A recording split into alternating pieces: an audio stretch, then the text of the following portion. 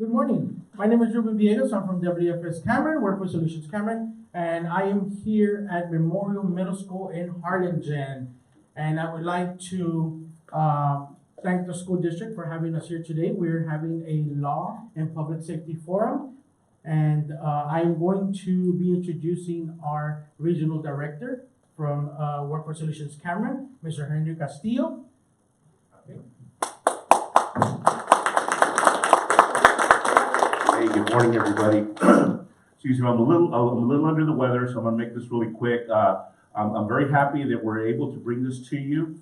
This is part of our SEEDS initiative, which is helping explore careers with students like you all. Also part of our the Texas Careers in Texas Industries initiative, which again is trying to introduce students to careers in that are available to you in the future. As I'm sure all of you know, when you get ready to go to high school, you're going to have to pick a career pathway or a career endorsement for a CTE. And so hopefully those of you that are here are interested in a field in law or in public safety. You'll get to hear from some really fantastic panelists today. And hopefully you'll learn some information that will help you make a better decision on what you're going to choose when you go into high school. So I hope you enjoy this. Thank you for attending and participating, and I hope you have a good time. Thank you. Thank you, Mr. Castillo.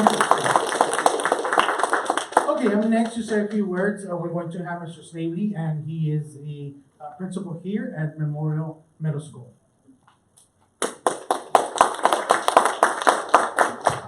All right, good morning. Thank you all very much for joining us. It is exciting to see young people interested in careers in public safety and law enforcement. Gather as much information as you can. Please remember that they're here to help you decide your future. And that's something you need to be invested in as much as anybody else. And so we are glad that all the schools are represented. We are glad that the district has these career pathways available to you. And please make sure that you're filling your mind with as much information as those that are actually working in the workforce regarding public safety. They're taking their time to give you information. And so make sure you gather that. We're super excited all of you are here. If you need anything, need to know where facilities are or anything else, please ask. We'll help you out with that. And we're glad to have all 5 middle schools today. Thank you. Thank you very much, sir. Okay, I'd like to introduce Mr. Hernandez, and he is from Cano High School. Okay, so you guys will be there next year, and he has a few words to tell you about a program that he has out at Cano. Okay? Good morning. I'm Father Hernandez. Dr. Abraham Cano Freshman Academy, we have a Principles of Law class, and that's for any of you that are interested in either becoming attorneys, police officers, firefighters, paramedics, prison guards, or private security. Myself and Mr. Crenshaw teach it, so if you like what you hear today, hopefully you're interested in joining the class. Thank you very much, sir. Okay. So before we actually get started with our panel, guys, I would like for everyone to please stand.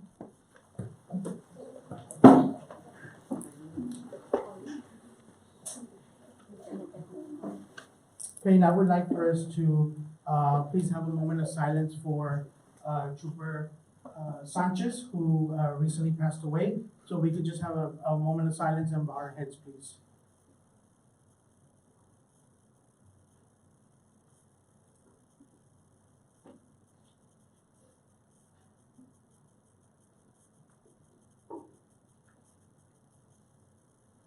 Thank you. Okay, we can go ahead and have a seat.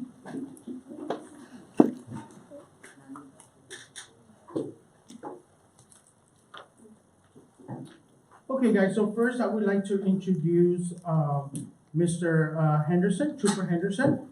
And Trooper Henderson is with the Texas Department of Public Safety, DPS, as we all know him, and stationed in Harlingen, Texas as a Texas State Trooper. Trooper Henderson has nearly 7 years with Texas Department of Public Safety. Prior to DPS, Trooper Henderson served as a police officer with 2 separate police departments in Texas. Trooper Henderson is a certified basic instructor with DPS. Trooper Henderson is a certified John Maxwell coach, trainer, and speaker with the John Maxwell team. And Trooper Henderson is also certified as an instructor with the Interdiction for the Protection of Children, IPC, and with DPS. Trooper Henderson enjoys traveling and speaking to students and spending time with family. Okay, I have Officer Sandoval, and some of you at Memorial here will recognize her. She's actually stationed here at the middle school. Okay, and Officer Sandoval has 7 years experience as a police officer. Her husband is also a police officer in Brownsville. She is married with 2 children. 2 daughters and 2 sons. And she graduated actually from Brownsville schools and attended police academy in Brownsville. Right? And we also have Ms. Polanco, okay, out at the end. And Ms. Polanco is a freelance paralegal for the city of Brownsville. In the city of Brownsville, sorry. With over 5 years of combined experience in private law firm, she decided to venture into freelancing. She obtained a Bachelor of Applied Arts and Science with a concentration in paralegal studies from the University of Texas at Brownsville in 2001. Ms. Polanco, okay, is also licensed by the state of Texas as a notary since 2013. Her experience has been in different areas and have included a wide range of cases and from civil and criminal, federal and state to trial and appellate.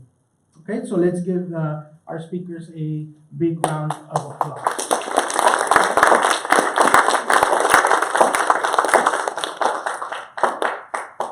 We also had Ms.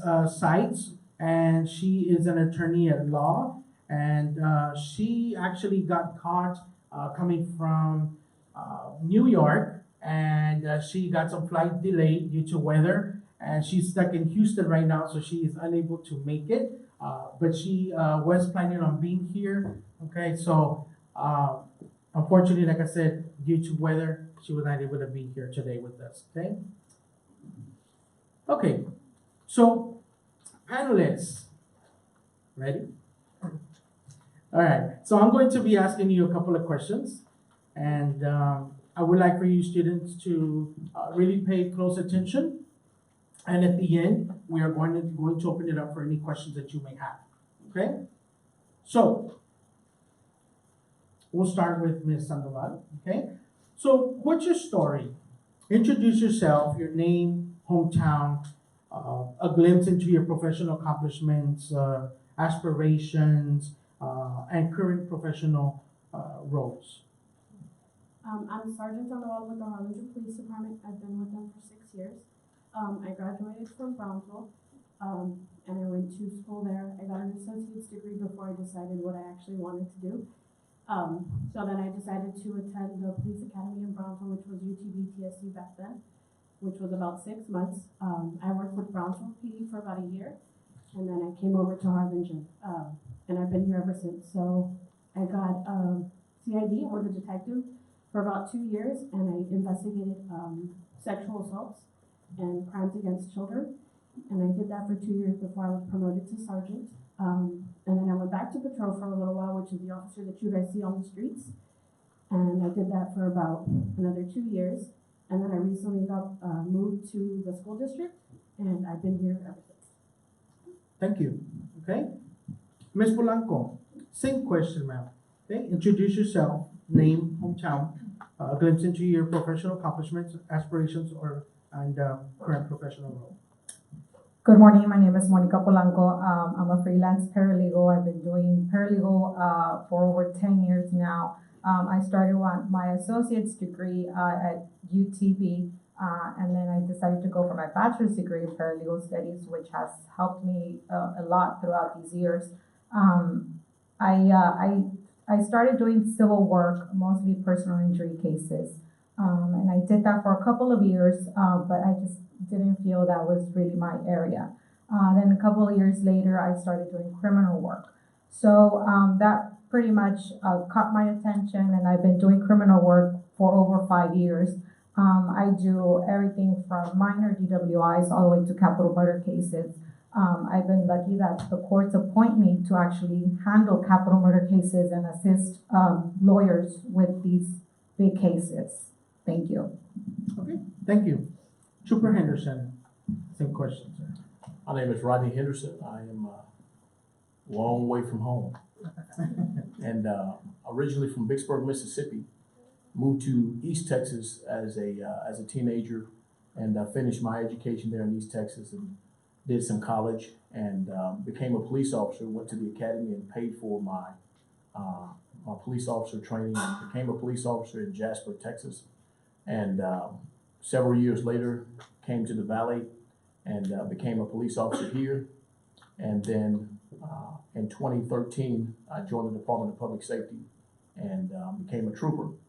So throughout my law enforcement career, I've had the privilege of doing several different things from patrol to becoming an instructor. And now I'm a part of the John Maxwell team, as he mentioned earlier, and also an instructor for the Interdiction for the Protection of Children, which specializes as a premier organization and specializes in interdicting for children to rescue children from sexual assault situations and kidnappings and so on and so forth.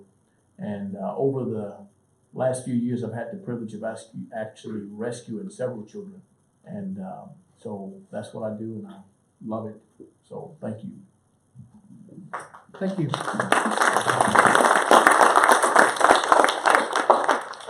Okay, Ms. Polanco. So what does a typical day look like at work for you? My typical day at work, I start at 8 a.m. What I do is I run to the office, get my calendar, get my files, head on over to court and assist the attorneys on the daily basis. We normally have anywhere between 8 to 12 cases a day, again, all the way from misdemeanors all the way to felony courts. Pretty much by the time I get there, I need to have a summary of what each case is, what point the case is at, so I can give the attorney the summary that he needs to properly represent the client in court. So that mostly is all my morning spent in court, and in the afternoon is pretty much catch up with all my other deadlines in between and get ready again for my following morning. Okay, thank you. Trooper Henderson, what does a typical day look like at work for you? Well, typically it can start from 4, 5, or 6 in the morning when we're working day shift. Working night shift, it can start from 4, 5, or 6, or 7 in the afternoon. And of course, we work 10-hour shifts. And it starts with, of course, us taking care of our equipment, making sure that it's functional and it's working. And then we start patrolling. And our job is to be proactive in everything that we do. And that's to go out and look for people that are wanted, look for stolen vehicles, look for people that may be speeding, look for seatbelt violations and any traffic violation. And the biggest part is to assist smaller agencies and other agencies with DWI enforcement, with any type of criminal offense that may be going on. And that's really where we shine the most. And then also to wait on crashes that may occur in the county or in our jurisdiction. So that's a typical day. Okay, thank you. Officer Sandoval, what would be a typical day like for you? Well, my typical day has changed a lot lately. So now I'm assigned here at Memorial. So my typical day is I show up here on campus and I just walk around the school, make sure everybody's safe. I talk to the students. I keep in contact with administration. And so it's a little bit different because I'll usually have a radio on this side and a radio on this side, which the one on my right is for the school so I can be familiar with what's going on at school. And then this one is in case if something's happening out in the city where I need to leave. Normally I don't leave here unless it's paperwork or an arrest or something major going on. But for the most part, I'm here on campus from about 8 to 4 more or less. Some days vary, some days we have to come in early, just depending if there's a school threat or anything like that going on. I know several of you guys probably see social media, and a lot of times we have school threats that go on there, so we investigate those immediately.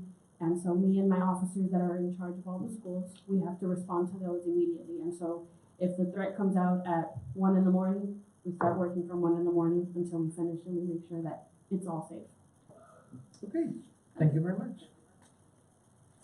Okay, Trooper Henderson, what do you like the most about your job, and what has been the proudest moment in your career so far?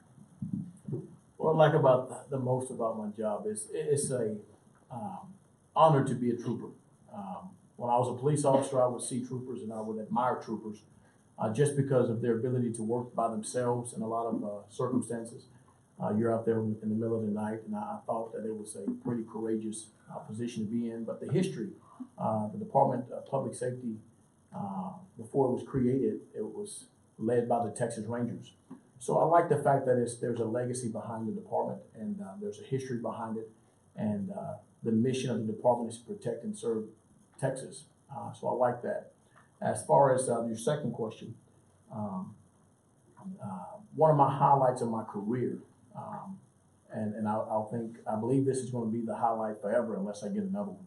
It's actually two things. Number one, I had a chance of rescuing a 12-year-old kid on a traffic stop in Dallas. I was coming back from a training, and the vehicle was approaching, and it was speeding, and I stopped the car, and lo and behold, there was a 12-year-old girl that was being taken to a place far away from Dallas, away from her home, with the intent not to return her. And I detected that and was able to rescue that child out of that car and file charges on the driver for all kinds of violations. So that's the greatest highlight. The second one is a guy, when I was coming back from McAllen area, ran into a guy that was pulled over on the side of the road at 5 o'clock in the morning. And I thought maybe he was broke down, so I stopped to help him out. And he was actually about to commit suicide and jump off the bridge. And so I got a chance to talk to him and just let him know. He said, well, man, my life is just, messed up. And I said, well, everybody's life is messed up. We all have problems. Nobody's exempt from problems. It don't matter who you are, where you come from. And we got a chance to talk, and I built a rapport and prevented him from committing suicide. So those are the two highlights of my career. Awesome, thank you very much. Officer Sandoval, so what is it that you like the most about your job, and what has been the proudest moment of your career so far? What I like most about my job is that growing up, I always said I was going to work with kids, but I thought I was going to be a pediatrician. So of course, I totally took a different path. But I decided that during college, right, that I didn't want to go into the medical field after all. So when I got into police work, I enjoyed being out on the streets, but at the same time, I felt like I should be doing more. So when the opportunity came to become a detective, I really jumped on it, and I was happy when I was able to work with the cases involving the kids, because like you said, that's the part where I feel has the most impact, because I've always wanted to protect the children. So I joined a task force with Homeland Security, and we used to investigate people who had child porn, and that was something that I did on a regular basis for the last 2 years. And so while we were working those type of cases, we had an officer that took a report of a flash drive that they found in a house, and somebody wanted to turn it in. So initially it came out as a found property report, which those typical reports just get filed and we tag the property into evidence. But somebody told me, hey, you might want to take a look at this. So when I started looking at it, there was a child where there was videos and pictures of her having sex with an adult male.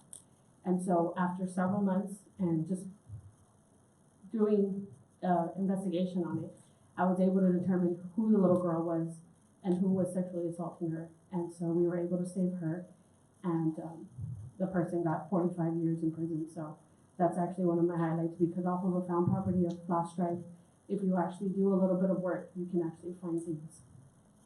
Thank you very much. Ms. Polanco, same question, ma'am. What I like most about my job, what I like is that sometimes, some of my clients are either defendants or the other side of the law, and not all of them are always guilty. So we've come across, along a path of people that have been wrongfully convicted or have wrongfully been charged. So I have been able, and I'm glad to work with a team of lawyers that take the time to look at the actual evidence there is, the possibility of how we can help them. Pretty much my job is the attorney has a big picture, and what I do is I pinpoint out details that he might have missed throughout the rush of going through the law and all that stuff. So that's pretty much my job. I would say one of my proudest moments in my career was getting a guy off death penalty. They were going to give him the death penalty for shooting an individual, an off-duty border patrol officer, but, you know, there were several factors in this defendant's life that, you know, you could tell he was just not all there. He was not the leader. So, you know, we were able to get him not only life, but get him 50 years in jail. So at one point of his life, he's going to be able to get out and go back to his family. Thank you very much. Next question, okay, Officer Sandoval. How have law and public safety changed in the past decade? And what job opportunities are available in our region in the law and our public safety that you know? I think it's changed a lot in the last decade in the sense that now we come at it more of a proactive approach. We do a lot of community policing where we actually interact with the public a lot more and the students. We do this type of stuff, which is stuff we didn't used to do. We're in the high schools and the middle schools now, so we can interact with the kids and build a rapport with them so that people are not afraid of the police. Because before, when the police would show up, you automatically had, you felt that it was something bad. So now you know that you can turn to us to help us. So it's not just about arresting people and taking them to jail anymore. It's about educating people. And so I think that now we actually go out there and help people a little bit more than what we used to. Before, it seemed like it was just about going out there and fighting crime, like people like to say, right? But now I think we actually go out and do a lot more for the public. And I don't know what the second question. Okay, yes, and what job opportunities are available in our region in the law and public safety that you may know? We have a lot of job opportunities. We have DPS here, who's constantly actually hiring. We have lots of law enforcement agencies, which are small, from Brownsville, McAllen, Harlingen. We have San Benito. So we have a lot of agencies out here. We have Border Patrol, Homeland Security. We have ISO. There's a lot of opportunities out here that people are not aware of, but they're starting to come out now. And so we're starting to do a lot more career days and stuff, this type of stuff, so that people are familiar with the different agencies that we have. Okay, thank you. Trooper Henderson, how has law and public safety changed in the past decade in your eyes, and what job opportunities available in the law and public safety? I believe it has changed in a lot of different ways. Just like Sergeant Sandoval said,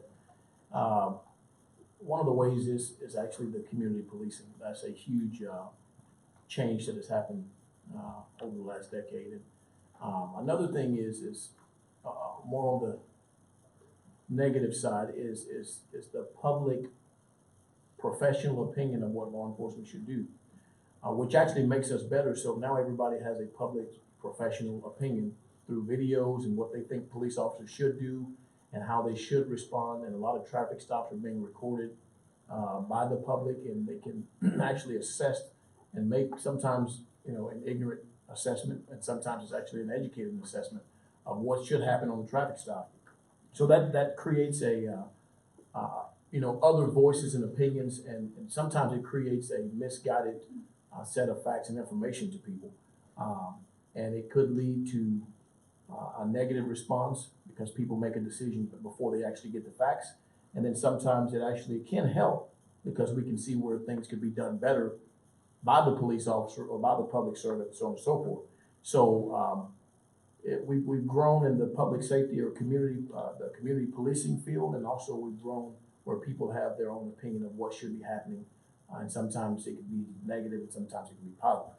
As far as opportunities, there's always opportunities with law enforcement. And the first thing that should be considered is your education and where you're going to go and what you're going to do before you can actually get there. But the Department of Public Safety is always hiring. You can go to the DPS website and look at the qualifications and also the disqualifications. And but there are smaller police departments that are always hiring. You just got to make sure that you know what they want and be what they want, and you have an opportunity. Thank you, sir. Ms. Polanco, this is a question for you, ma'am. What are some scholarships and opportunities available for those interested in pursuing the law? Well, here in Cameron County, the Cameron County Bar Association, which is our local bar association of attorneys, they offer paralegal scholarships as well as law school scholarships. If you're interested in going into paralegal studies or into law school, reach out to the Cameron County Bar Associations, and they will be able, or your local, if you're not here, your local bar associations, and they offer a great deal of assistance as far as scholarships, and will definitely, lead you into the right direction as to, the schools that you might want to be looking into, and give you a little bit, information as to the field itself. Okay, thank you very much, ma'am. So this next question is for Officer Sandoval and Trooper Henderson. Okay, do law enforcement officers have to pay for training, and what are some of the resources available for them? Law enforcement officers don't necessarily have to pay for your own training, but you can. So normally speaking, when it comes to just going to the regular police academy for any agency, you can pay for it out of pocket, or you can use your GI Bill, or maybe check if there's any scholarships that will be willing to pay for the police academy, and you pay for it yourself. That's usually when you're not employed and you decide to go to the police academy first because maybe you're not sure what agency you want to work for. You can go about it that way. The other thing is going and applying with an agency as someone who's unlicensed, and they would hire you, and then they would send you to the police academy, and they would pay for everything. So technically speaking, if you're hired first, you would go to the academy, and it's about 6 months, and they pay for the training for you, and they pay you while you're going to the academy. So it just depends on which route you would like to take. Thank you. Trooper Henderson? She could have answered it better. If you wanna be ahead, I would recommend that you pay for it yourself if you can do that. If not, you're gonna have to be sponsored by somebody or hired by an agency prior to becoming a police officer. With the Department of Public Safety, once you apply and you're hired, you no longer have to pay for any training whatsoever. Any required training or any training that you may need, the department covers training. But if you want to be competitive, you may want to do something prior to make yourself more of just a better candidate to get in to an agency. Like Sergeant said here, if you go to pay for your own academy, you may have to pay for it, or you may find a grant or some type of organization that can help you. And then when it comes time to get hired, somebody else may need to go to the academy where you've already gone and you already have the training that you need. So it varies depending on where you go and what you want to do. Okay, thank you. Next question, what kind of skills are important for success in your industry, and what has helped you get to where you are? So we'll start with Trooper Henderson first. What kind of skills? And with anything, when you're dealing with people, you need people skills. You need the ability to be patient, to understand, regardless of if you can relate to a person or not. If you can just understand where they're coming from, it goes a long way. Like I said, the patience, sometimes you have to be patient with people that may have inabilities or disabilities, and it takes a lot of patience. And I think an understanding of just because you can does not mean you should. It's a big thing that I've always applied. I can arrest anybody in the state of Texas for any reason with the exception of speeding an open container.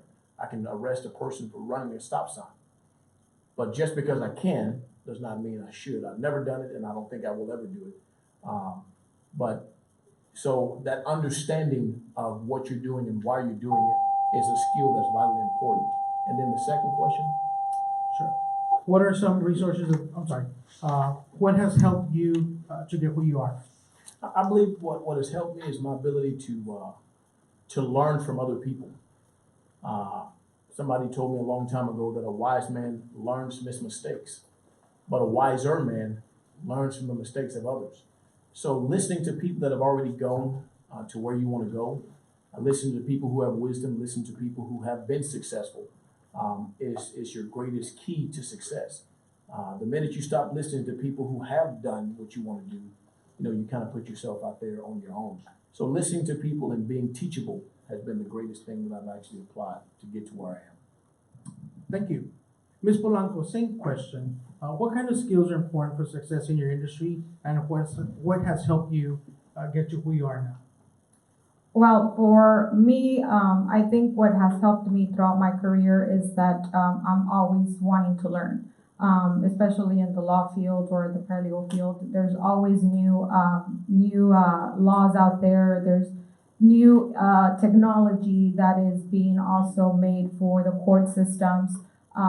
So wanting to learn and taking the time to actually read and understand what you're doing really has, brought me a very long way. And as far as helping me get to where I am is my education. I think if I wouldn't have gotten my bachelor's degree in paralegal studies, I might have not have been appointed to assist in capital murder cases, but because I went to school, I took my time to go back.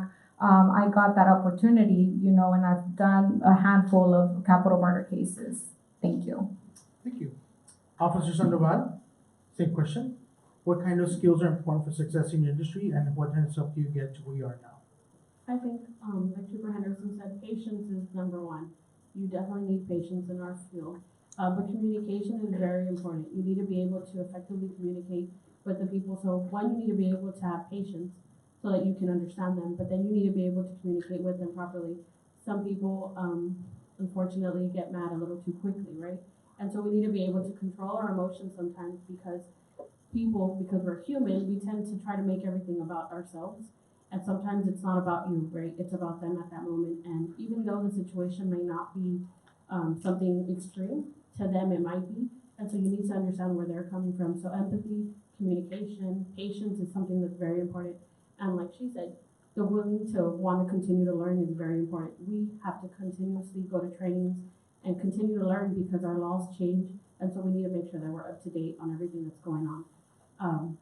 And I think what helped me is just making sure that I'm self-disciplined, that I continuously challenge myself not to stay in the same spot and continuously strive to be better. Thank you very much. So before I go on to the next question, guys, I do want to give a big shout out to those the individuals that are watching us out on Facebook. So we've got Fresno CISD watching us. We've got the Education Department from Austin watching us as well. And we have other individuals that are actually watching us and have not posted on there. So any school districts that are out there watching us, please let us know. If you have any questions, shoot them out to us, guys. That way we can be able to see them and we can be able to ask our panelists, okay? So on to the next question.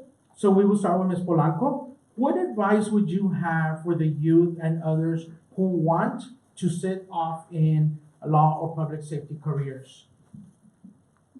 Well, what I would advise is, do your homework, do your research, look into the type of law maybe you want to practice. If you want to actually go, all the way to law school, start maybe as a legal assistant, a paralegal.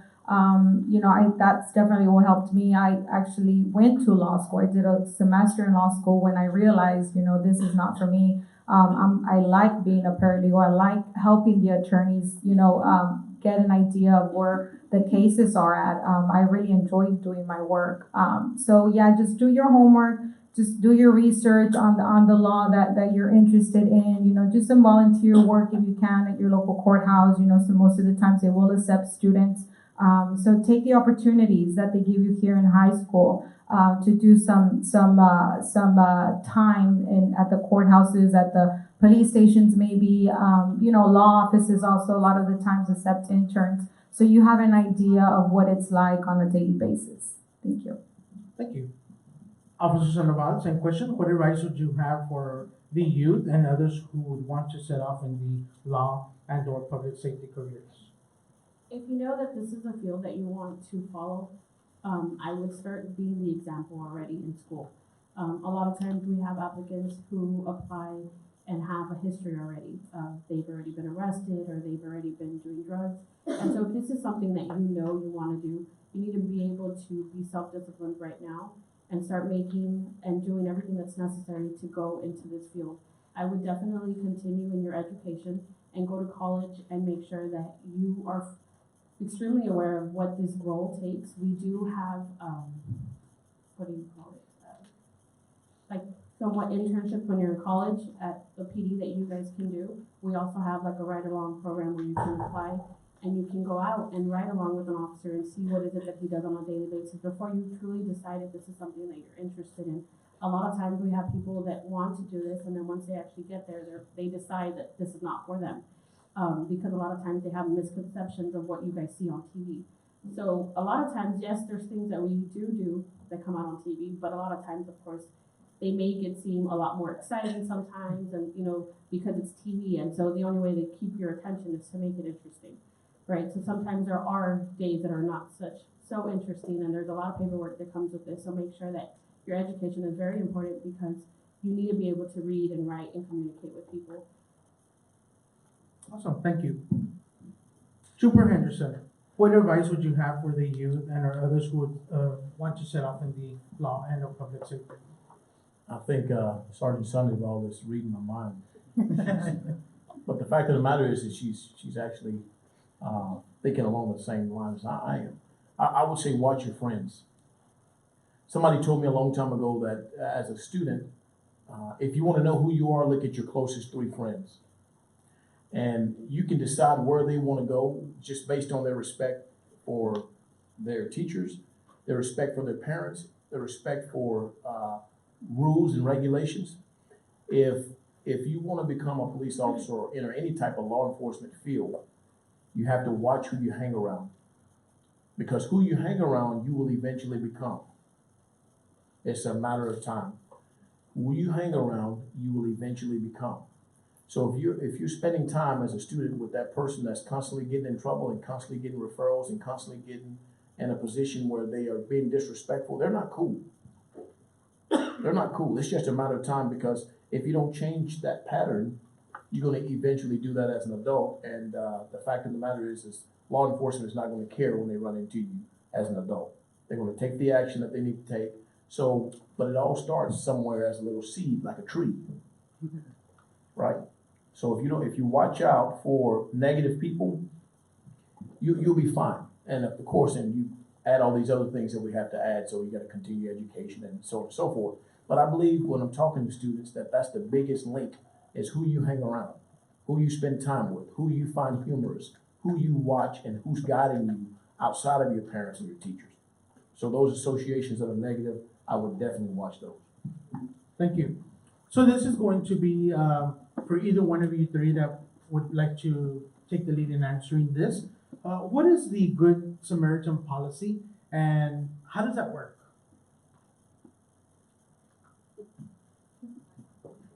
So the Good Samaritan policy is basically where an everyday individual, will make it simple, can actually aid in helping someone that has an emergency or a situation where they need help.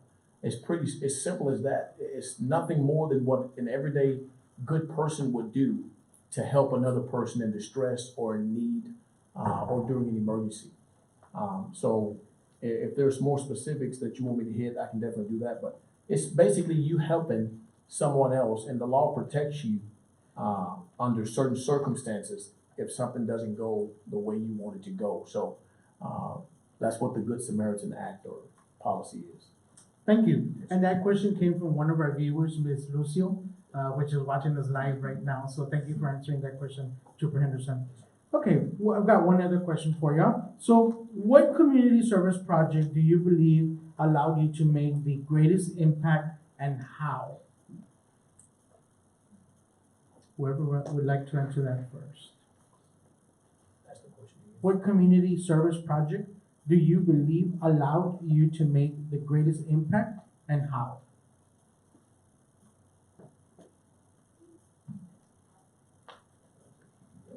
Well, I do some community service, different projects and stuff, but I don't think I have one that I feel has made a huge impact just yet. They're usually just small little community service projects that I do either with my kids or for the PD, but I'm not sure I can think of one that has a huge impact. Same. As well, we do, also with my kids, we go to the Good Neighbor Settlement House and we take food and we serve food to, the homeless or, anybody that comes by. But, that's just my little part of planting my seed in the community and teaching my kids, to do the same. Okay. Well, I had an opportunity to do missions, foreign missions, in Mexico and throughout East Texas. and we gave away turkeys during Thanksgiving, and we actually fed about 20,000 people over the course of 5 years. That helped me not to be so selfish and worry about myself and what I don't have and what I would like and what I think is necessary for me, because it showed me that there's people that are a whole lot happier with nothing. So that missions, I actually started an organization out of it, but it actually helped me understand what I needed to really put in perspective, what really matters. And it's definitely not a gaming system or, the next nicest pair of shoes and, all these things that people think you have to have. It's about actually helping somebody else, and all that other stuff, it'll come eventually. So me feeding kids that couldn't feed themselves and bringing toys and doing gifts, that was the greatest, service that I've ever done, period. It's even greater than law enforcement. Thank you very much. Thank you very much. So at this time, we're going to open it up for some questions from you students, okay? All of you students that are here in the audience are interested in the law enforcement or law field. Is there any of you that have a question, okay? If you could please come up and stand here and ask your question, please. Don't be shy. Any teachers that would also like to ask any questions?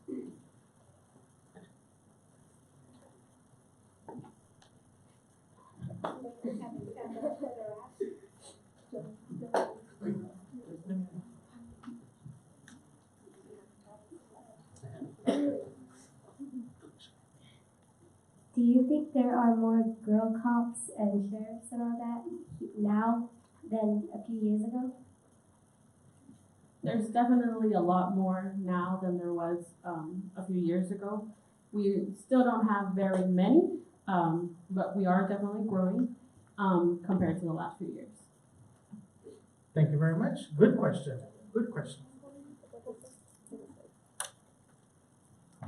So like on like the sexual cases and stuff like that, so like do you work on a lot of those, or more like do you work on more like WI or like just traffic cases? I personally work mostly on sexual assault and injury to children over the last 2 years. I don't work on them right now, but I did, and I did several of them. That's what I like to do, unfortunately. Not because I like the type of case, right, but I like actually what the outcome is of helping the children. So I enjoyed those, and I did those a lot. Thank you. This is for all three panelists. Being a counselor in the middle school, we have our middle school students here. They're getting ready soon to start pre-registering in January. We're kind of preparing them ahead, taking them to the universities, letting them look at different types of careers. But one of the things that we always stress is, what can they do right now in middle school? If you can go back and look at middle school, like, what were some of the things that you were already preparing for? Because, I mean, we as adults can tell them, well, you need to prepare for this, X, Y, and Z. But since you are you're already in the field, what are some of the things that you were looking at when you were at that age? I think that it would be something that would interest you guys. Yes? Thank you. I think I hit it earlier, because junior high or middle school is such a pivotal time where you're trying to figure out and decide who you want to be, where you want to go, and what you want to do. So I believe it goes back to developing good habits, good friendships, and thinking now about what you want to do.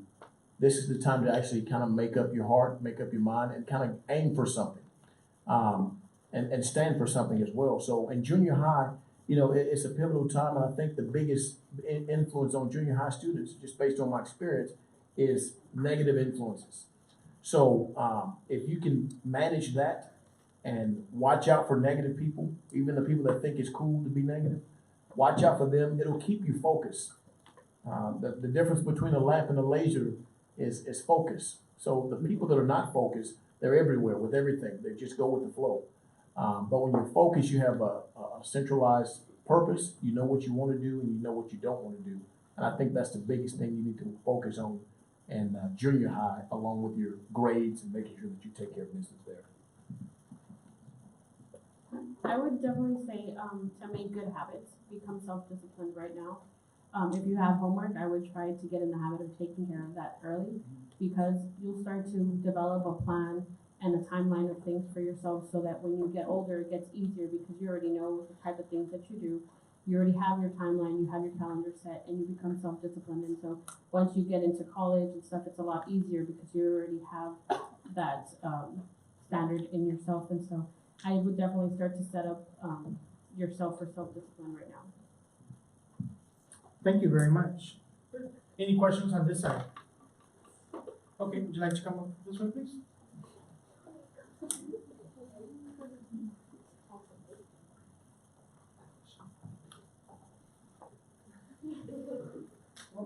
What made you guys think about becoming a career, picking these careers?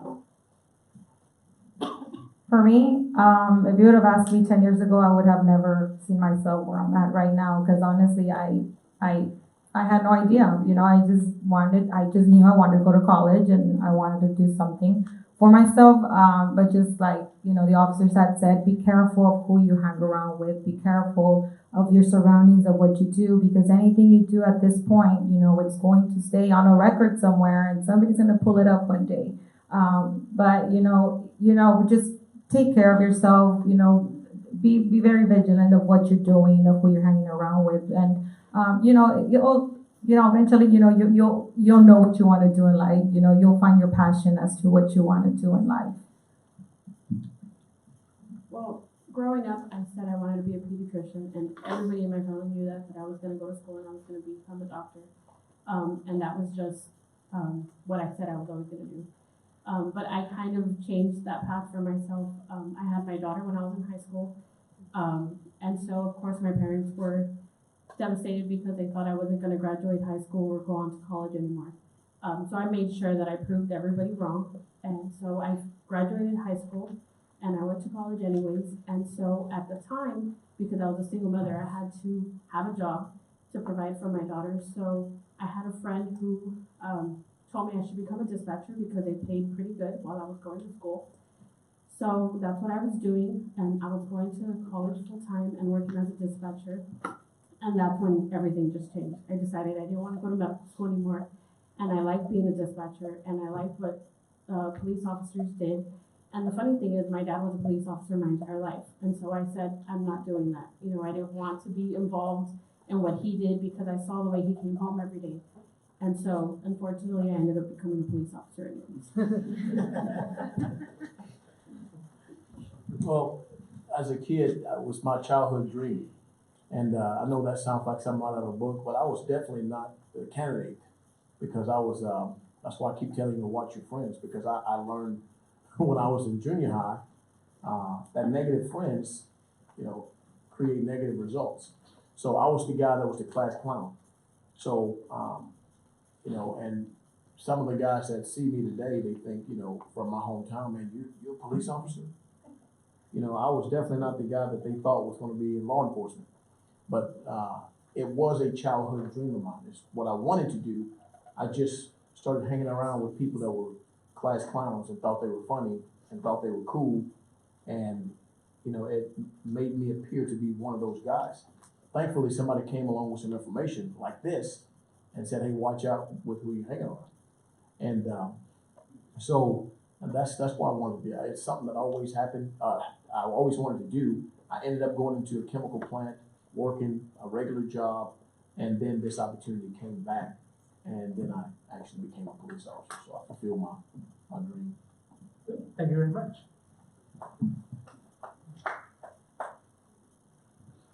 Did you guys have support groups? And if you did, like, how did they support you in that group? And if not, could you have done it without them?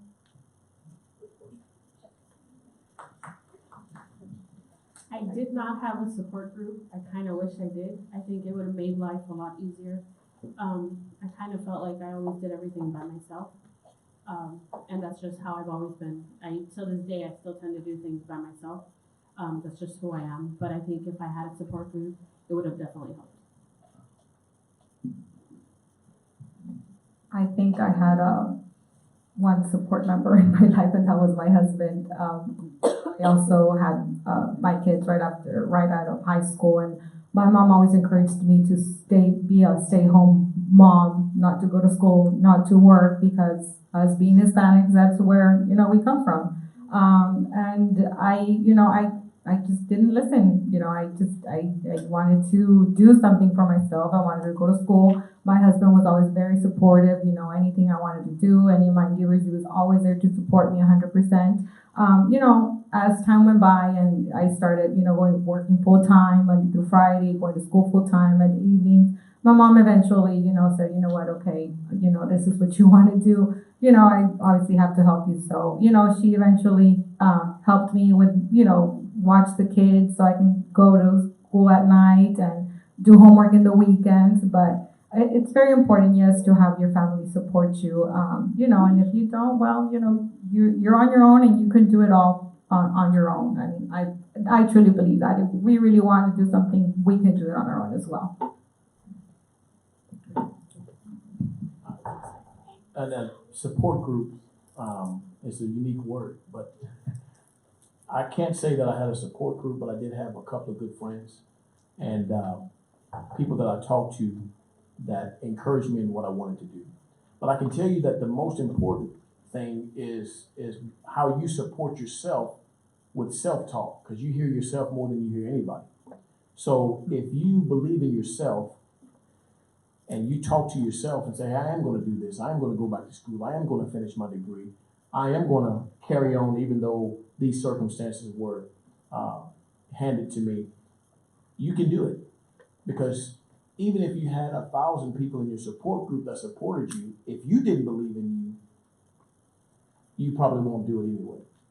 So believe in yourself and you can accomplish anything. Just like you just said, if it's just you, you are your support group. And then get you a couple of good friends if you can afford to do that, and you'll be fine. Thank you very much. So I have a quick question for y'all. Nowadays, the youth are very addicted to one thing that we all know of, which is this right here. How does this mix with law enforcement? Would something that they go in there and put in social media, would that affect them in the future with the field? What, could you answer anything like that you may know of? Well, the phone is a great distraction. I know it's a great tool as well, but with the Department of Public Safety, they have a written policy, which I'm pretty sure everybody does now, that phone can get you terminated. Something that you like on Facebook can get you fired. Because it can show maybe that you are supporting a certain thing that you may not even be supporting. But if you like it, that's support. And it could get you fired. There's an investigation going on right now involving law enforcement officials and cell phone uses and Facebook pages. And so it can get you fired, it can get you killed if you're using it and it's not the right moment. There's people, we work crashes where people are on their phone and people died as a result. So you got to watch what you put on social media, what you say on social media, what you do on social media, because the fact of the matter is it's open record. If I want to go to your Facebook account and snap a picture of what you said and show it to your supervisor, I don't need your authorization because it's public. You made it public. The www, anybody know what that stands for? It's the World Wide Web. Whoever sees it can grab it. So it can make you lose your job, and you don't want to work hard for something just to lose it over a Facebook comment or something like that. Very good, thank you. Would you like to add anything, Ms. Polanco or Officer Sandoval? Very good. Okay. Any other questions, students?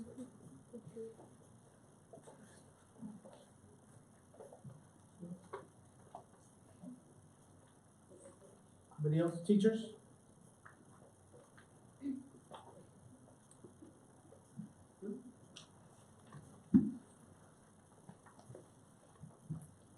My question is for Ms. Sandoval. You said in your career that you became a detective, and then you said you went back to a police officer. Why did you do that? So, now that I'm married, I have a support person, right, which is my husband. And Sometimes I get too comfortable where I'm at, and I like what I'm doing, and I loved what I was doing. But he reminded me of the fact that I don't like to stay in one spot at the same time, and I continuously want to grow. So he reminded me that I had to continue to grow, and that I was too comfortable where I was at. So he decided that I should take a promotional exam to promote, and so I did, and I was probably the youngest officer at the time that took the promotional exam, and probably the least amount of years of experience. And I passed, and then I got promoted. So once I became a sergeant, they sent me back to patrol to be in charge of the officers on the street. So that's why I moved. It wasn't something that I wanted to move, but part of my promotion is what made me move. Thank you very much. Okay, so like when you were a detective, like what kind of cases would you work on? Like were they worldwide, like murder cases and like cold cases like that, or were they just like, you know, normal? I did handle other type of cases. I would assist other detectives on their cases like robberies, murders, those type of things. But my cases that I personally handled were sexual assaults on a daily basis. Thank you. Any other questions?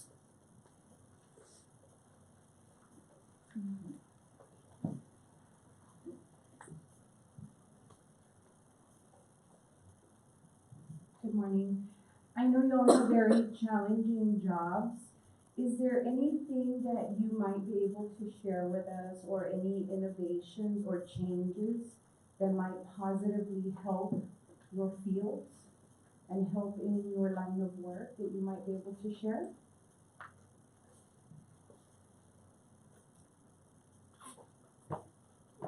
Interesting. It requires a little bit of thought.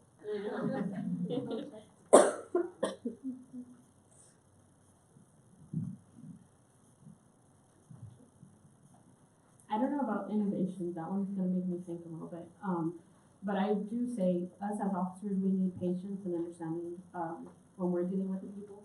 And I can say that the people need patience and understanding with the officers, because a lot of times when we show up and people are upset at us, like if we did something wrong, but we're there because somebody called us and there's a problem and we're there to help. And so it's our job to try to help and fix the problem.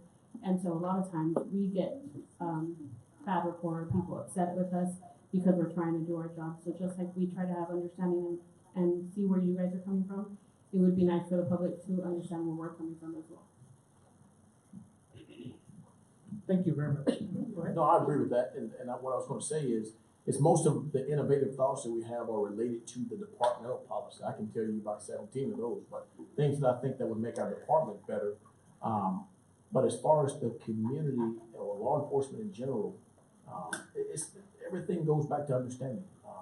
You know, and all our getting, we should get understanding. If I can understand why you're doing what you're doing, it makes a whole lot of, you know, it makes me patient.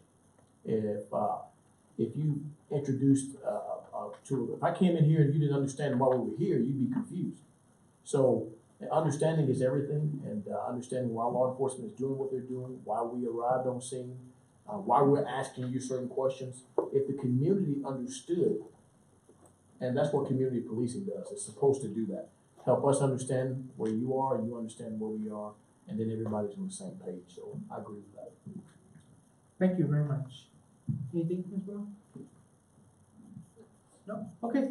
Trooper Henderson, they send a big shout out from our state office. Okay, so Ms. Barnes wants to thank you for sharing your experience with us using social media, and that's very important for all the children, especially everyone in the state of Texas. So our TWC home office, our education department, they're viewing this, and they actually share our links with other school districts throughout the whole state of Texas. So guys, all of you are going to be heard throughout the state of Texas at different school districts. And this is Memorial Middle School, guys, okay, in Harlingen, Texas. So at this moment, we are going to take a break, and it's going to be a very short break. Those of you watching us on Facebook, please wait for us. Don't leave us, and we will be right back. And let's give a big round and applause to our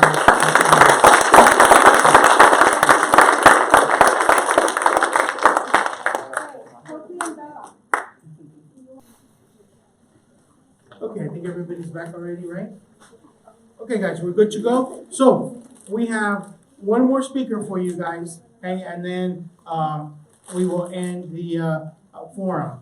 Okay, so let's go ahead and pay attention, guys. Okay, this is going to be very important. Lots of good information that you're going to be given. Okay.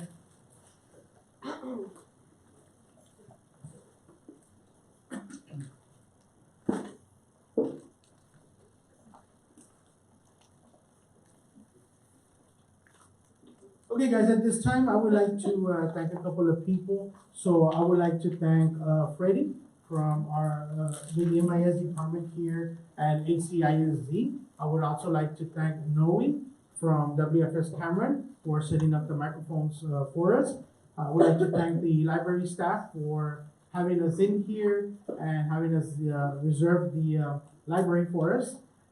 Thank you to Ms. Martinez for putting all this together for us, the collaboration with Harlingen CISD and WFS Workforce Solutions Cameron. So thank you, big props to Ms. Martinez, guys, because she really made all of this happen here at the school, okay? So.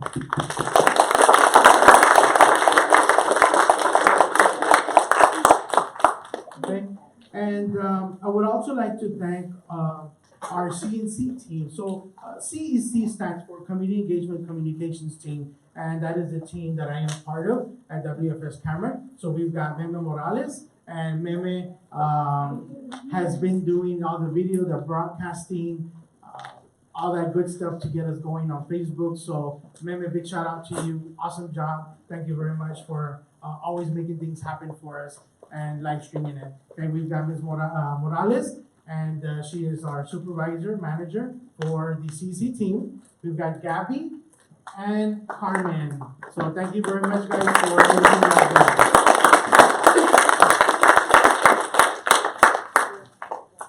So at this time, guys, I'm going to introduce you Judge Gracia. And Jonathan, Mr. Gracia, was born and raised in Bronxville. Okay, although his career and educational endeavors have led him to different parts of the United States, his heart has always called to serve the people of the Rio Grande Valley. His parents instilled upon him the value of hard work, perseverance, and education. Those lessons have led Jonathan to his success as a son, student, citizen, and business owner. Jonathan's experience as a public servant over the last 14 years has allowed him to work for government agencies at the city, county, and national level. He served as legislative assistant at the Office of the United States Representative of Salomon P. Ortiz. He also had the opportunity to serve as judicial intern for the Honorable Hilda G. Tagle, United States District Court Judge. Additionally, he served as an assistant district attorney at the Cameron County District Attorney's Office. Today, serving the people of Cameron County as Justice of the Peace 2, Place 2, he understands the importance of properly representing individuals who are in need of help. He takes his work seriously and stands behind his experience as a public servant to work diligently, be fair and impartial, and most importantly, to serve the bench with great honor and integrity. Okay, so Judge Gracia.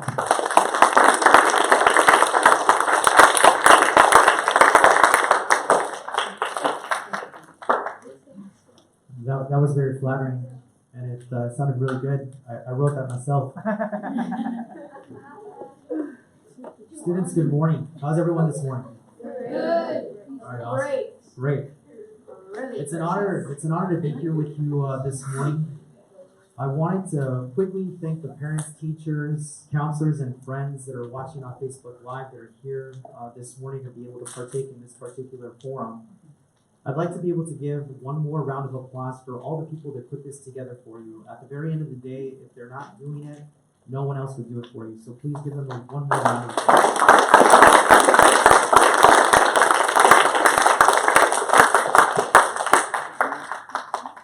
So students, what I'm about to tell you is some personal stories that are part of my life. At a certain time back in the day, I was your age, and I was born and raised in Brownsville, Texas.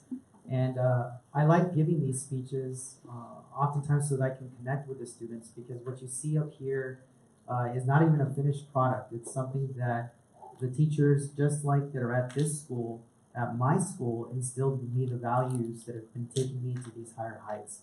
So I'm hoping that every time that you come to school and you listen to them, to your counselors, to your teachers, and even to your friends, that you start to open up your minds a little bit and understand that anything is possible. So my name is Jonathan Gracia. I'm a judge, a lawyer, but most importantly, I'm also a former student, just like you, born and raised in Brownsville, Texas. When I was asked to give this speech, I couldn't help but think about the different speakers at graduation ceremonies, award ceremonies, and at different events that I have partaken in the past. You see, when someone asks you to give a speech, you usually get nervous. That's pretty natural. You start to think about the questions. What should I say? How long should it be? Personally, what I do to calm my nerves is to start thinking about a universal truth about speeches. And that universal truth is usually this. No one here is probably going to remember what I said or what I'm talking about in about a week or 2 weeks or 3 weeks from now. So the reality is that today is the day that I'm actually trying to touch you. Today is the day that I'm actually trying to open your mind so that you can understand that things are not impossible. That even though that sometimes people tell you that you can't, that you can. And that's why I'm here. It's my responsibility as your speaker to impart some wisdom so that along your journey, wherever you may go, high school, college, or back to work, that it may be a little bit smoother and hopefully a little bit more exciting. So remember, it doesn't matter if you remember what I say one day, 1 week, or 1 year from now, but if I've added just a little bit of happiness to your day, then I'll consider that this speech is successful. My speech is going to concentrate on two things. It's going to be my academic experience in high school, which a lot of you will matriculate to in the next grade, if you're a 6th grader, 7th or 8th grader, if that's what you're looking forward to. And then hopefully college. So my hope is that you will gain some knowledge from my experiences. So let's begin with high school. How fun, right? I often speak to students just like you from junior high and high school, and I ask them what they think and how it is that I became a lawyer and a judge. Most of them tell me good grades. Others tell me it was good luck. But I'm here to tell you entirely that it wasn't good grades and it wasn't just luck. Mostly it was a lot of work. To get this message across, let me share with you a number. 82.3. Okay? This number is forever ingrained in my head. 82.3. It's my GPA at the beginning of my junior year in high school. It's not a bad GPA. It's not a great GPA. It's average. Students, listen up. I have never been a straight A student. On the contrary, school has actually been really difficult for me. So please understand that grades and luck are not everything in life. But work, that is a testament to what I am. I work hard to try to achieve great things. So 82.3, why do I remember the number? I will never forget this number because in high school, I spoke to my counselor and she brought that number up, 82.3. And then what she told me next forever changed my life. It lit a fire inside of me and it's never extinguished. She followed 82.3 with, you understand, Jonathan, that a good college is not going to accept you. That was from my high school counselor. She said that statement with conviction. She said it to my face. And she said it as a matter of fact. I left that counselor's office mad. I actually left furious. But I wasn't even mad the next day. I was not mad the next week or even mad the next month. I made it my mission to show that counselor that she had no idea who I was or what I was capable of. So I decided to fight her for the next 2 years. For the next 2 years, I averaged a 97.5 GPA. And then I was also accepted to several universities, and I was accepted to my first choice at Baylor University. The lesson here is do not let anyone define you. Do not let anyone tell you who you are or tell you what you cannot do. If you decide to do something, then do it. Give it everything you have, and whether it's through anger or love, do it for you. Now, let me share you one of my favorite quotes. It comes from Albert Einstein. There are 3 rules in life. Out of clutter, you find simplicity. From discord, you will find harmony. And in the middle of difficulty lies opportunity. This quote means many things to many people, but I share it with you because it contains great wisdom. Many of you are thinking about the future ahead. Maybe that includes college in your life later. While some of you have college all figured out, and other students have no idea what it is that they will study in the future. It seems like in today's world that there are thousands of majors across thousands of universities that you can choose from, and at times college, even thinking about it, becomes overwhelming. But no worries, everybody. I, for one, was one of those students that had it all figured out. I was just like you sometimes, because I know that you're sitting there going, really? You see, I was going to be a physical therapist. I was not going to be a lawyer, and I was not going to be a judge. I had everything figured out. I knew that a job, being a physical therapist, meant guaranteed job security. I would graduate in 4 years, I would get a good job, I would make good money. Where do I sign up? Let's do this, right? Sounds good. I started college in the fall of 1995. I can't believe it now, but that's nearly 25 years ago. I still remember my freshman year like it was yesterday.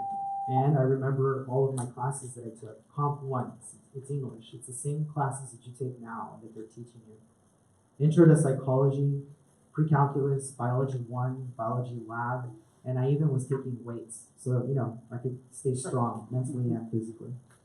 So yeah, I had it all figured out. Except for one little problem, students. Someone forgot to tell me that I wasn't good at math or science. And hello, if you want to be a physical therapist, you usually need to be good at math and science. So semester 2 in college, I was on the same track, right? Trying to do these classes for physical therapy. It was a concentration, more science, more math. Well, after I finished that second semester in college, I remember immediately getting into my car and driving straight home. And let me tell you now, the speed limits are a lot higher than back then. Back then, the speed limits were around 55 miles per hour. So you had to drive slower. I was young. I was 17 when I started college, okay? And I was living 7 hours away on a drive. So I don't remember stopping on that drive except for gas when I came home. And I opened the door to my house and I dropped my bags when I got there and I saw my mom. And I hugged her. And then I just started to cry. But I wasn't really crying, I was just sobbing the whole time. Just a complete mess. A's, B's, C's, and even a D. Cumulative GPA, my first year in college, 2.36. What does that tell you? That tells you C, to C minus. That's not an A student. That's not why I became a lawyer, and it's not why I became a judge. So as I stood there in my house holding my mother, and I saw my entire life coming apart, she asked me, although I had struggled in college, if I had enjoyed any of the classes that I had taken my first semester. And I told her, sure, I enjoyed political science. It was an elective. And she said, well, maybe you should change your major to political science. At that time, I had no idea on earth what I could do with a political science major, or what I could do if I got that degree. But you see, the answer was right there in front of you. If I wasn't happy and not good at one major, perhaps I should change majors to one that made me happy and to one that was good for me. Out of clutter, you find simplicity. My second year of school as a political science major in college went better than my first year. Academically, I'm doing well, I'm happy, and although my grade point average is going up, my self-esteem as a person was going down. So I was not happy at school. Each one of you must quickly learn in life that it's about balance. Life is not just about school. And life is not just about family or friends or boyfriends or girlfriends. Life, that is, your happiness will come from a balance of all the things in your life. Because if you allow any one part of your life to dominate the other parts, then I can assure you, students, that you will not be happy. I learned that my personal unhappiness resulted from a lack of community. I was doing well in school, but I had no life. I simply didn't fit into the culture of my school. So there had to be more than just books, and it simply didn't matter how many A's that I was getting, I just wasn't happy. So as time went by, I took my problems to the next person. That's my dad. And that was a difficult conversation, of course, because you know that dad sometimes can be pretty rough. But I still remember his words. Son, let me get this straight. You want me and you to pay higher tuition, and you want to go thousands of miles away out of state to a school just so you can be happy? I said, yes, I do that. And so I left. That was my junior year. It was 1997. I was 19 years old, and I got into a plane and I flew thousands of miles to a place that I knew no one. I knew no students, I had no friends, and there was no family that was close by. That choice to transfer universities, although terrifying, was the best decision that I ever made in college and one of the best that I made in life. I kept my grades up, and I was lucky enough to have found a school where actually I fit in. You will make choices, students, in your school life and also in your personal life that will affect your happiness. Not every person will understand your choices, and you can bet that not every person will agree with your choices. But as long as you remember to follow your hearts and to be true to yourself, I promise each of you that Einstein's second rule will always ring true. From discord, you will find harmony. At the end of my junior year of college, I remember speaking to my counselor. Here we go again. I had scheduled the meeting because I had completed one degree, my political science degree, the one that I enjoyed, earlier than I anticipated, and I wanted to get some advice. And I said, hey, I think I'm picking up the second major. What do you think? And that counselor told me, take electives. It's going to be your senior year. It's going to be awesome. So basically, he was telling me, go out and party. So I was 20-year-old, full of energy, and I was thinking to myself, electives for an entire year? No way. I decided that I would study economics as a second major. Okay, that's a class that you're going to have to take in your senior year in high school. It's required. So it wasn't a popular decision. It was so unpopular, my counselor advised against it. He tells me, it's too late, it's too much work, you can't do it, you're a senior, what are you doing? The roadblocks didn't stop there. He was so angry, he called the dean of economics on me, and I had to have an independent meeting with him. This is sort of like the principal of the school. So mind you, the counselor's telling me you shouldn't do it, and I'm telling him, yes, I will. The dean of the School of Economics calls me into his office also to discourage me, because the counselor had tipped them off that I was trying to do this. And here he is thinking, you know what, I have an average student inside of my office trying to pick up a second major as a senior. The conversation went something like this. There is no time, Mr. Gracia, for you to be able to complete this major. And I asked him, can you stop me from taking the major? And he said, no. And I said, good, I'm taking the major. I was 20 years old. He was like, I don't know, 55 or something. He was like a little bit closer to my age now, and I thought he was really old. But I knew what I was doing. So for the next year and a half, I did all that I could to complete the economics degree on time. I took as many classes as I could during the remaining semesters to finish it. And I even took classes during the summer so I could prove to these men that they had no idea who they were talking to or what I was capable of. Does that sound familiar? Everyone here must understand something. Please listen. If anything in life is worth having, no one will give it to you. You're going to have to go out there and learn to take it. That's what I did with my education.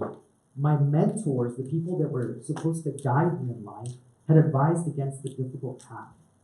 And I simply didn't listen to them because, well, I was intent on showing them that I could do it, and because, the most importantly, I wanted to do it. Each one of you must learn what you have as a passion, what it is that drives you. And once you do, don't ever allow someone to take that away from you. Remember, in the middle of difficulty lies opportunity.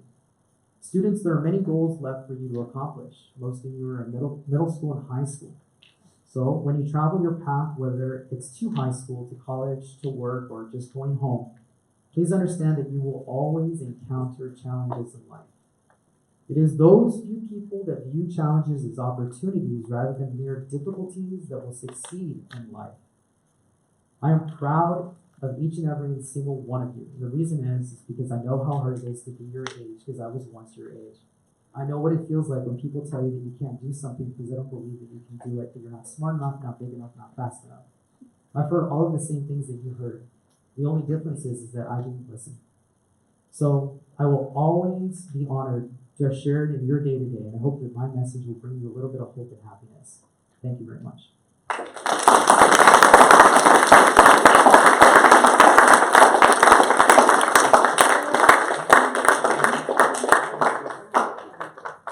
So at this time, if anybody has any questions for Judge Gracia, anybody?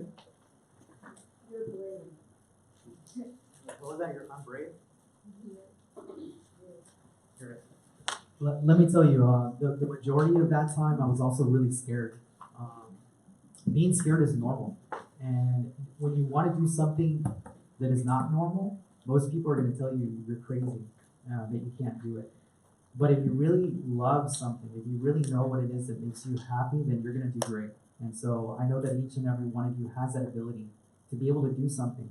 You know, I speak to students all the time, and everyone wants me to tell them, the parents and the counselors and the teachers, they all want me to tell them, be a lawyer, be a judge, be a doctor. My brother's in medical school. And I don't want to say that. And you know why I don't want to say it? Because being a lawyer and being a judge and being a doctor doesn't guarantee that you're going to be happy in life. Okay? People say that because it's a pathway to maybe a successful career. But there's a lot of people that are doctors, that are lawyers, that are judges, that are not happy. And that's the last thing that I would ever want for one of you. The chairs that you're sitting on, let me ask you a question. Maybe someone can answer it. The very chairs that you guys are sitting on, who made those chairs? A manufacturer of chairs. Now, think about how many chairs that they've sold to all the schools across the valley. Now expand it out to Texas. Now expand that out to the nation. Maybe they're selling thousands of chairs. That person who's doing that is happy. Let me tell you, they're really happy because they're making sales. That's what drives them. They're in a company that maybe, that's their passion in life. Each one of you has something that you enjoy. Try to follow that. And don't ever think for a moment that just because you think you have all the answers and you know what it is that you want to become when you grow up, that it's not going to change, because it is. I think the average amount of jobs that a person now has is something like in the 20s. Before, you used to have 1 or 2 jobs for your whole life. You would stick at the same company and just work there. That was like my grandparents. But that's not how it is anymore. You're going to have to be able to diversify. So it's really important for you to understand that you have to be brave. Because if you're not brave, you're just not going to make it out there. Good, thank you very much. We have one question here. What were some challenging obstacles that you went through from like high school to now? From high school to now? When I went to, from high school, I was never a really good student.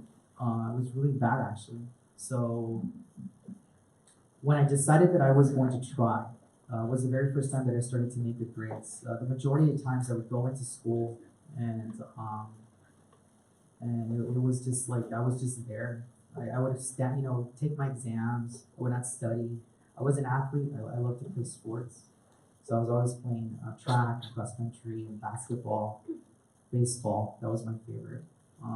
And so school was not important. But when I was a sophomore, I was 15 years old. I don't know how old are you all now? 15? 14? Yeah, 13, 14. Well, I was 15. I was 15 when I was a sophomore. So I was a little older than you, not by much, when that counselor spoke to me. And that really hurt me. It really hurt me because I didn't understand why she was telling me that. She didn't even know me. And so I decided, you know what, I'm going to do better. And I decided to do better. Let me try to transition into the law a little bit. Does anyone know what type of a judge I am? I'm a justice of the peace judge. That means that there's 3 levels, okay? There's felony, misdemeanors, and then there's tickets. That's what I do. I do citations, okay? And I do smaller lawsuits. So there's a civil side, which is people that sue each other because they're having arguments, and then there's the ticket side. I'm sure that your parents, when you guys have been driving with them, sometimes they got pulled over. Well, when they get that ticket, they come to my court, okay? How is it that a person can become a justice of the peace? What requirement does it need? Anyone? What do you think? What do you have to be to become a judge? Go ahead, try. Just guess. What was that? Authoritative. Authoritative? That's a character trait. But what about education? What do you need? A college degree? Okay, I heard a college degree. Anybody else want to take another guess? The answer was just said, a high school degree. You guys can graduate high school at the age of 17 or 18 years old. Okay, really you need to be 18 years old. And you can run for an elected position. That position is judge. So most people don't know that. You can go to my court and find people that don't even understand the law, honestly. But the reality is that you could do it. And there was, when I first went into office back in 2015, 4 years prior to that, there was the youngest judge in Texas that was from Northwest Texas. He was 18 years old. So he ran the election and won. So what does that tell you? Do I advocate for it? Probably not. I think it's a really good thing for you to be able to understand it. When you get to college, because I know that a lot of you right now maybe don't think about it so often, but it's there. It's something that maybe you'll think about in the future. I understand that people are going to like guide you, like, hey, you know what? You should do the law. You should do this or that or the other. The reality is that the really awesome thing about college is when you show up, more than half the people, if not more, don't know what they're doing at all. They're just like you. They just show up in order to be able to take classes and to figure out what it is that they like. What is it that they're good at in order to be able to continue on and to finish. Okay? Do you have any other questions? Oh. When did you graduate from high school? 1995. Yeah, it's been about 25 years now. Which is nuts. That's why I got all these gray hairs.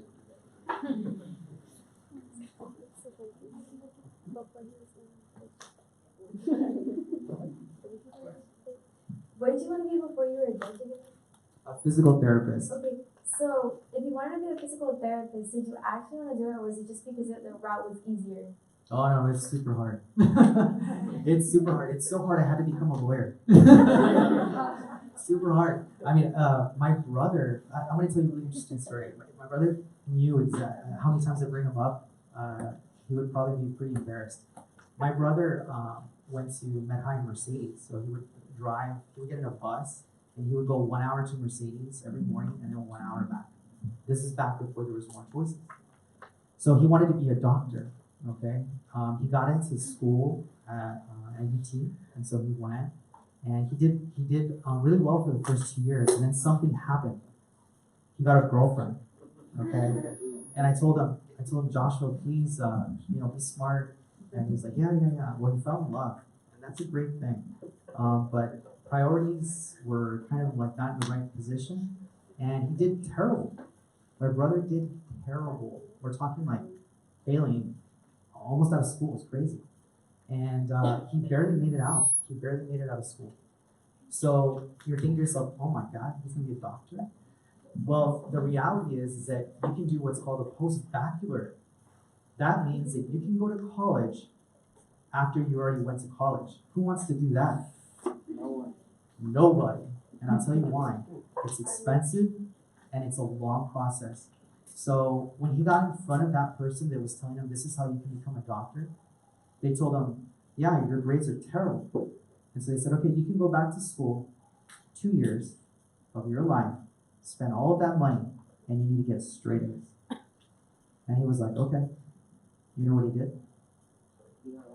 He got straight A's. Because my brother finally had matured. Some of you, believe it or not, are not very mature right now. And some of you are like super mature, like over mature, like more mature than I am now. But the reality is, students, the reality is that everyone grows up at a different time. Everyone matures, you go through life, and sometimes life happens, So my brother, he's still in medical school. Does anyone know how it is that you can become a doctor? 12 years. Yeah, it's almost 12. And I'll tell you why. It's 4 years of undergrad. It's 3 years in medical school.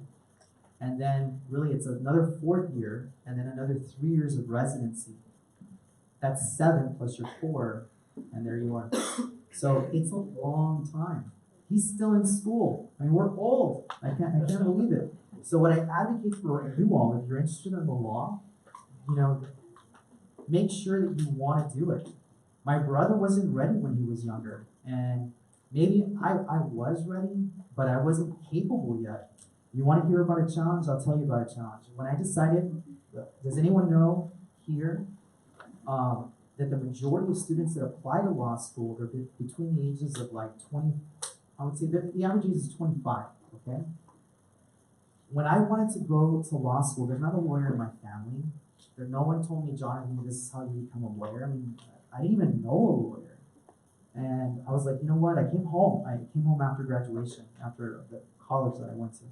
And I got a job, you know, just like everyone else here. And then I still remember I got my first paycheck. And so they at that time we didn't have electronic funds transfer, which means it goes straight into your account. They would actually come and hand it to you in a paper. So they came over and they handed me this, and I was like, I was young, I was 21. And so I got the check and I was like, what is this? And they're like, it's your check. So happy. And I was like, wow, this is awesome. So like I opened the check up and I was like, where's my money? And they're like, oh, it's Social Security, it's taxes, it's this, it's the other. I mean, all of this money was out of the check. And I was like, oh my gosh, like what am I supposed to do? How am I supposed to stay here? You know, because I wanted to always be here at home, but I also knew that I wanted to do something great. So at that very moment, I decided that I wanted to become a lawyer. Can anyone tell me when it is that I applied to law school after deciding that I wanted to become a lawyer? How long? Wait, can you repeat the question? How long did it take me to apply to law school after I decided that I wanted to be a lawyer? Good guess. 2 years? 1 day. 1 day? That's possible too. I'm gonna say 1 year. 1 year? I'm gonna say probably like 2 seconds. 2 seconds? It took me 4 years. 4 years. I applied one time. Listen, I applied one time. 4 years. I went home and I told my mom and I told my father, I'm gonna become a lawyer. And they were like, really? And I was like, yeah. They're like, okay, great, when are you gonna apply? And I told them 4 years from now. Does anyone want to know why? I didn't have the money. That's a good one. It's very expensive. Maybe because you had been studying something else for so long, you probably need to catch up to like go into a whole another thing. That's a good answer also. You have to get like undergraduate before you go to law. I graduated. I'll tell you why. My grades were terrible. Oh. My grades were bad. Does anyone remember what I just said? Not really. They already forgot. No, thank God. I didn't have to do that. But when you turn in an application to school, this is also to college, okay? When you turn it in, they're not just looking at grades. They're looking at you in a holistic way. What does that mean? That means your overall person. Who is this person? Will they fit in here? Are they going to do well? Are they a fighter? You know, do you think that they want to let somebody into a law school that doesn't have a good quality about them? The answer is no. It took me 4 years of work in order for me to be able just to stand next to them, okay, to the other students, because I wanted to go to the best school that I could. So you could go to any law school. People can apply and they do it all the time. But I said to myself, am I going to be happy at that place? Probably not. So I waited. And guess what I did? I worked, and I worked, and I worked, and I worked, and I put it on my resume, and I put it on my resume, until one day I was like, okay, this is it, this is me. And I got that application, and I went to their administration office, the admissions, and I told them, what is the lowest score that you have here in order to be able to get in last year? And they're like, what? And I go, the lowest score. What was the lowest score that you took? They go, here. Everyone else was over here. But there was one student way over here. And I was like, man, how do I become that guy or girl? And I did that. That's who I was. The law school that I went to was like way over here. Okay, all these students with like straight A's, and best students the best. They were like awesome. And there I was. I'll tell you a really funny story, and I'm talking a little too much. When I went that first week of school, like it's like this, you get into school and you're like walking around and like, oh look, do I know that person or whatever? One of the guys that was at the top of my high school class was in my class. So he's walking down the hall and I'm walking this way and I'm like, oh look, I know somebody here.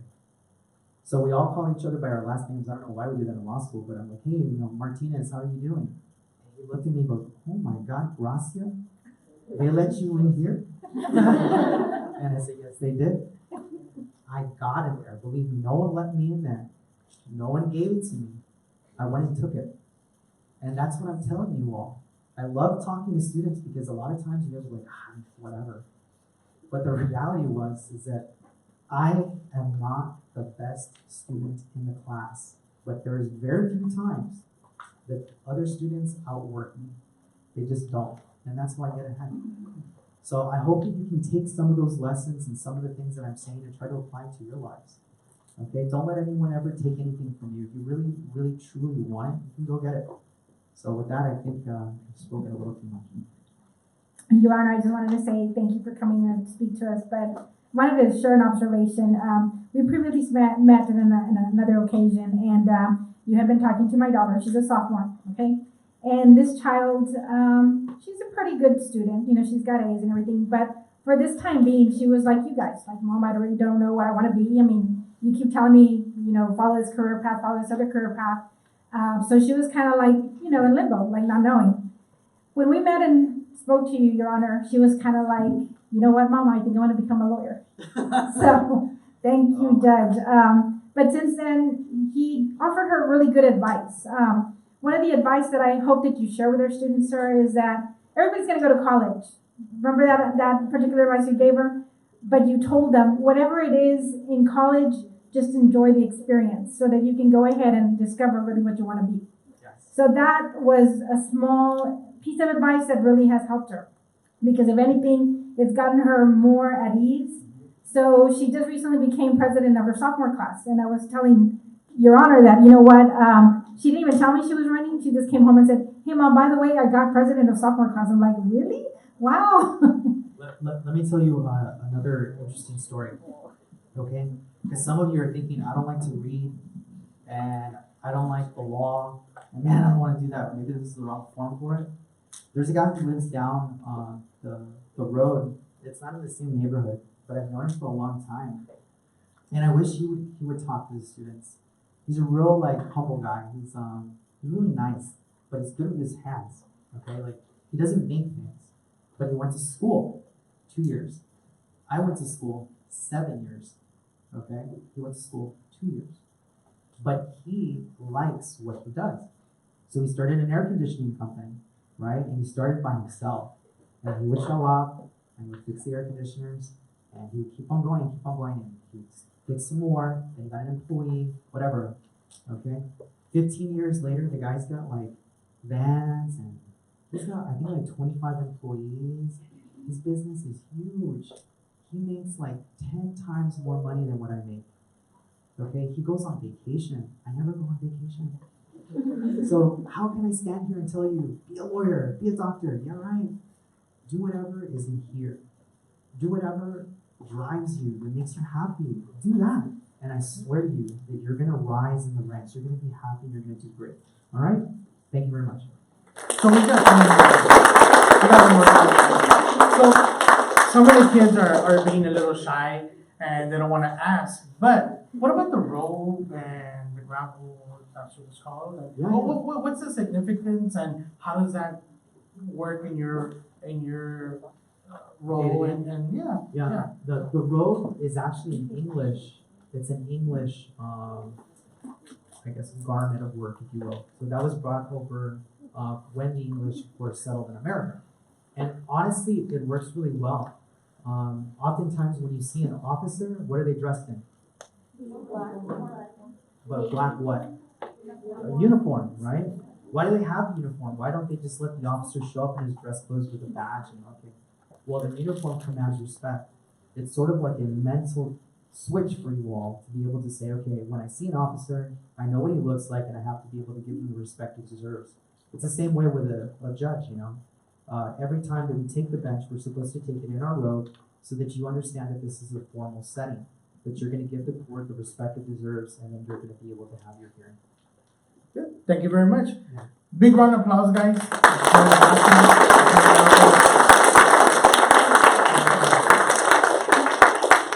So at this time, guys, I would like to thank a couple of people also for making this possible. As I mentioned earlier, Ms. Martinez the council here at Memorial.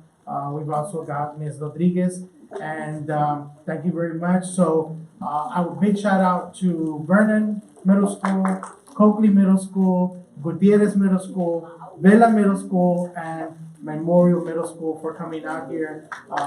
Great job, guys, and hope you enjoyed this forum. And you'll be seeing us in the future through TV with other forums that we may have available for you in the near future with other career clusters, okay? Thank you very much, guys.